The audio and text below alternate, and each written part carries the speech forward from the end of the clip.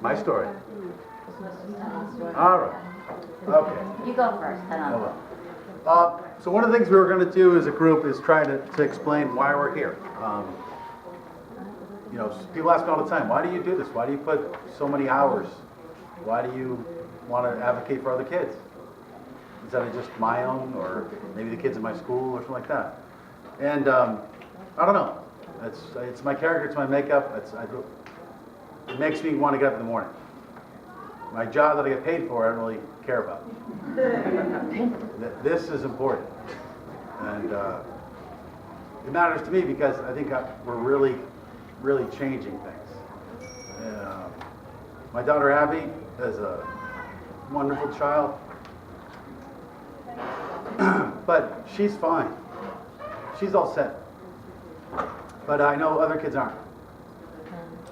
So I just have this drive to want to help and make a difference.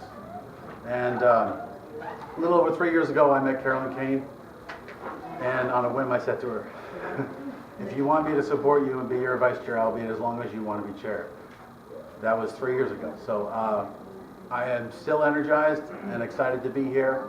I hate to hear the stories that everybody has, but we will get through this and we will make it better.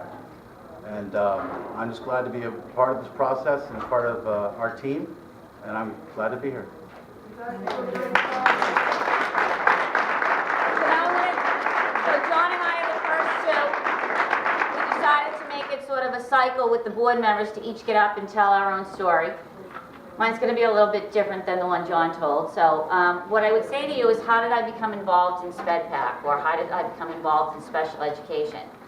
And I would say that I'm a product of BPS. I was an attorney before I had my little girl, and then she was born unexpected significant disabilities.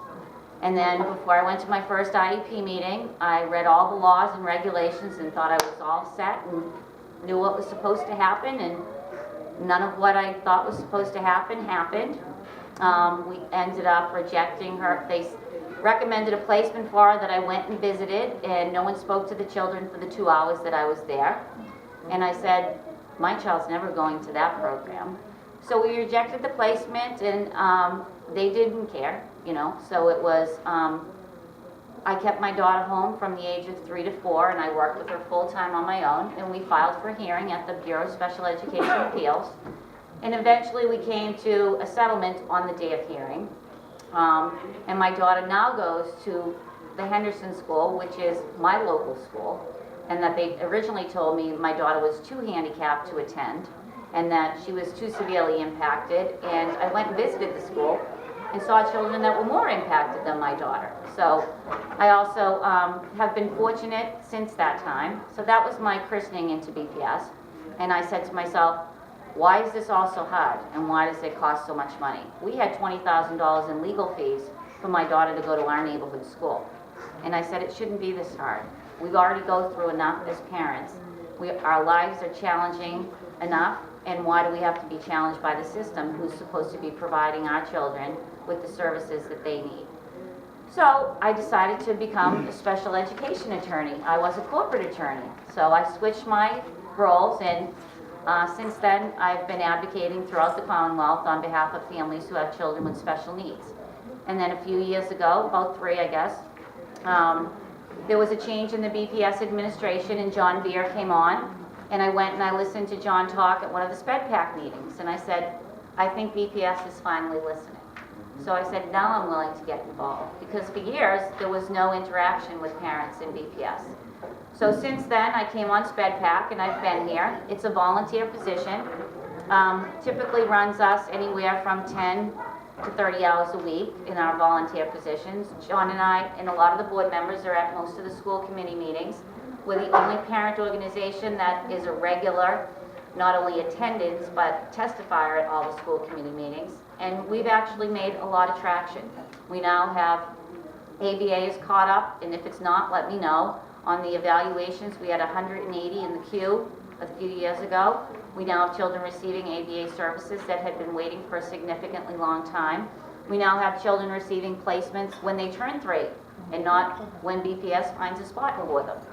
And so inclusion is also expanding. We now have the inclusion network, which we're trying to figure out exactly what that means, but we got the commitment for two more full inclusion schools.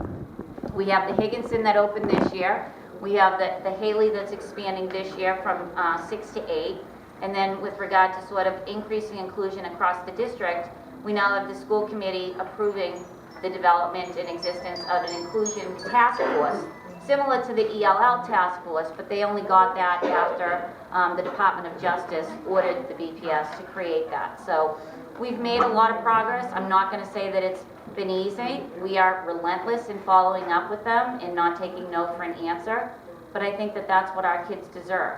What we all need to do, though, is appreciate that we all do it together, and we need to be a collective voice.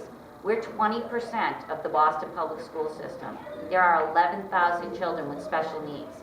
So when we say, did you get the flyer and did you get the Connect Ed call, we want to reach all the parents, because there's a lot of parents that went through what I went through, but didn't have the resources or the understanding of how to challenge things or how to push for change. So we're here to push for change, and I think that with all of us pushing for change, we're going to get that change. So we've gotten some, we're pushing for more, and I think that your participation in our meetings and helping to advocate with us is what's gotten the district's attention. So we're hoping that continues this year, and obviously if there are things that people want us to address, let us know. I mean, I write these things as an attorney, but I write them for parents. And if there's things that people don't understand and they need to know, then please let us know, because I needed to know those things before too. So everything we find out, I think that's the most helpful, we find out from other parents. So the more that we can do to support one another, the stronger an organization will be. Okay? Thank you.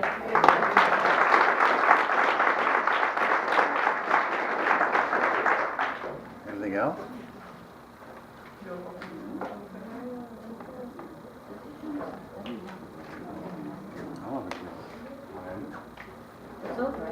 That's it. All right, yeah, that's right. Thank you all for coming. Thank you. So is the list up yet on the dates that we picked? Oh, yeah, actually, So the general meetings, there's a list on the website that we've already set the dates for the year. Right. So if people want to plan ahead, it's usually the last Thursday of the month, but you'll get a flyer. it's also in the bottom of the flyer, it's on the email, it's on everything.